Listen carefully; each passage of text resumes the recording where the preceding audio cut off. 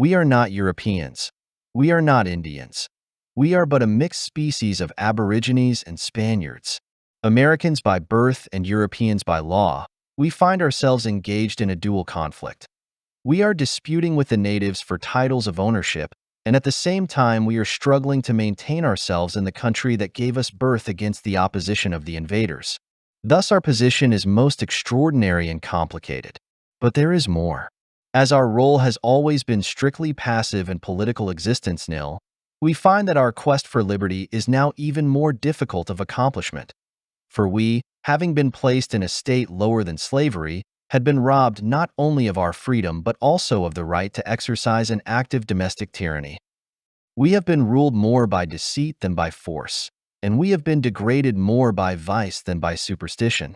Slavery is the daughter of darkness. An ignorant people is a blind instrument of its own destruction. Ambition and intrigue abuses the credulity and experience of men lacking all political, economic, and civic knowledge. They adopt pure illusion as reality. They take license for liberty, treachery for patriotism, and vengeance for justice.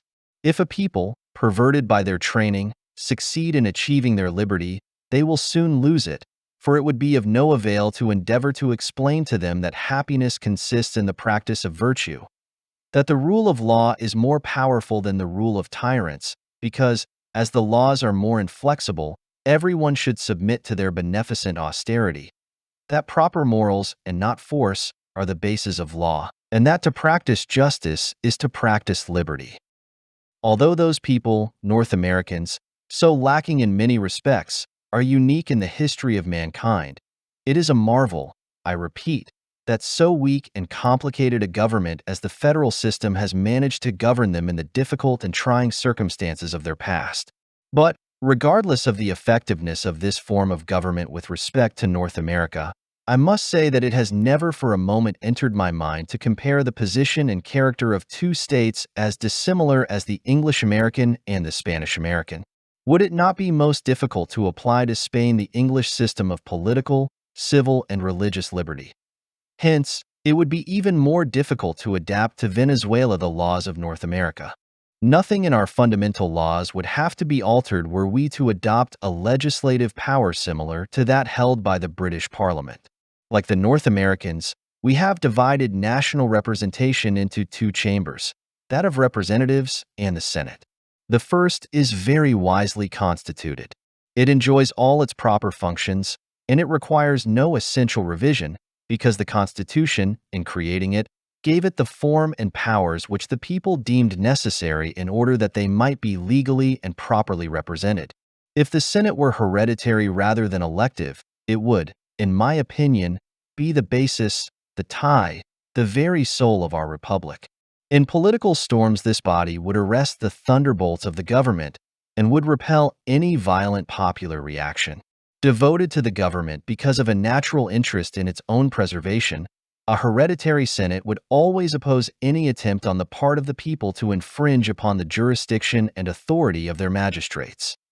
The creation of a hereditary Senate would in no way be a violation of political equality. I do not solicit the establishment of a nobility, for as a celebrated Republican has said, that would simultaneously destroy equality and liberty.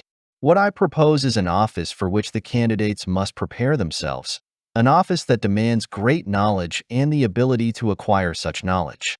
All should not be left to chance in the outcome of elections. The people are more easily deceived than is nature perfected by art.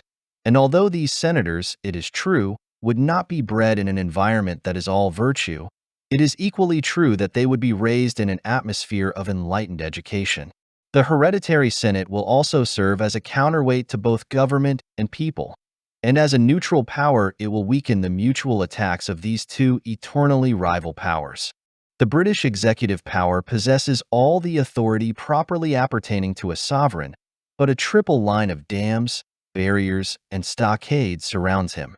He is the head of government, but his ministers and subordinates rely more upon law than upon his authority, as they are personally responsible. And not even decrees of royal authority can exempt them from this responsibility. The executive is commander-in-chief of the army and navy.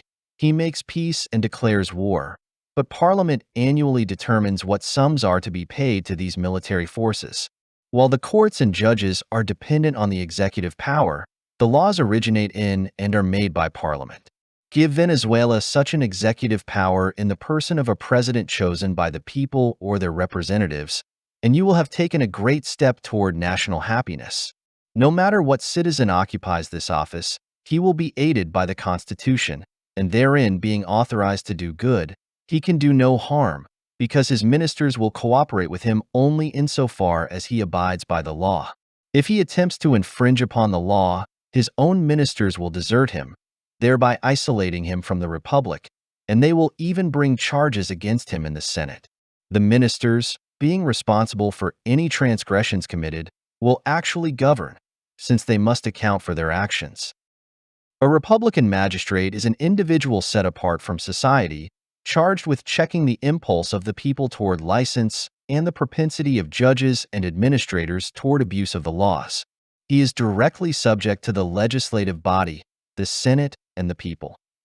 He is the one man who resists the combined pressure of the opinions, interests, and passions of the social state, and who, as Carnot states, does little more than struggle constantly with the urge to dominate and the desire to escape domination. A strongly rooted force can only correct this weakness. It should be strongly proportioned to meet the resistance, which the executive must expect from the legislature, from the judiciary, and from the people of a republic.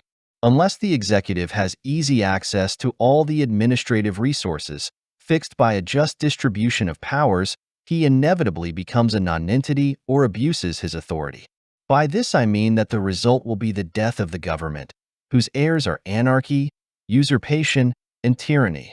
Therefore, let the entire system of government be strengthened, and let the balance of power be drawn up in such a manner that it will be permanent and incapable of decay because of its own tenuity.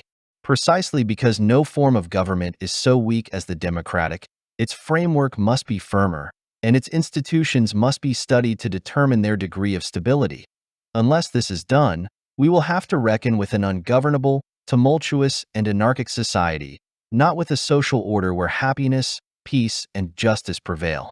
Thank you for joining us on this historical journey.